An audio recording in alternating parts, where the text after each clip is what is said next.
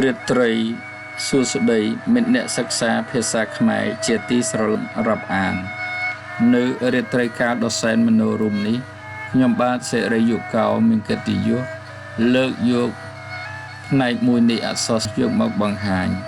គឺចម្រៀងមនោសញ្ចេតនា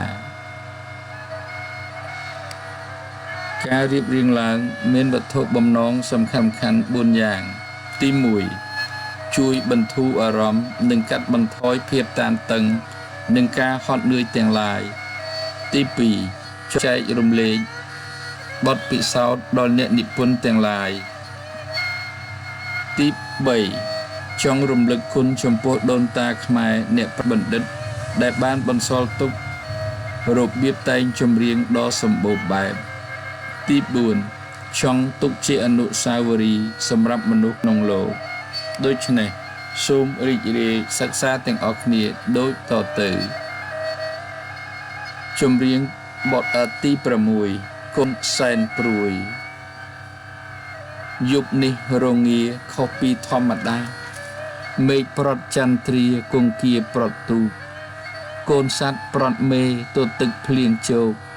បាត់បង់ជំរោគបង្គងធ្លាប់ទុំមច្ចុរាជកំណាចកម្មកាចអាស្រូវឆក់យកម្ដាយទៅកូនខ្វះទ្រនំនឹកឃើញថ្ងៃមុនយើងរស់ជួបជុំប៉ាម៉ាក់និងខ្ញុំសុខុមឥតបីកូនប្រត់អ្នកម្ដាយម៉ែឆ្ងាយចាកលោកកូនមានទុកសោកពូពេញហឫទ័យព្យុះភ្លៀងគំរាមសម្លុតស្មារតីអោអ្នកម្ដាយថ្លៃកូនភ័យញោកាយថ្ងៃមុនម៉ែធ្លាប់បញ្ចុកចំណីធ្លាប់ថ្នាក់ថ្នមបីចំនឹងទ្រូងម្ដាយពេលនេះម៉ែស្លាប់ប៉ាក៏នៅឆ្ងាយកូនរងាកាយគេងព្រួយម្នាក់ឯងប៉ាសំឡាញ់ចិត្តប៉ានៅទីណា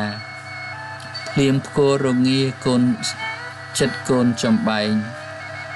កូនបាត់ជំរោគកម្មមកប្រឡែងកណ្ដោចកណ្ដែងលើទ្វីបលោកានិពន្ធដោយខ្ញុំបាទសសេរីយុកោនិពន្ធនៅរាត្រីថ្ងៃបូជាសពអ្នកស្រីពិសិដ្ឋពីលីកាអរគុណចំពោះការយកចិត្តទុកដាក់ស្ដាប់របស់អស់លោកចម្រៀងជាភាសាដួងចិត្តរាត្រីសួស្តីសូមជម្រាបលា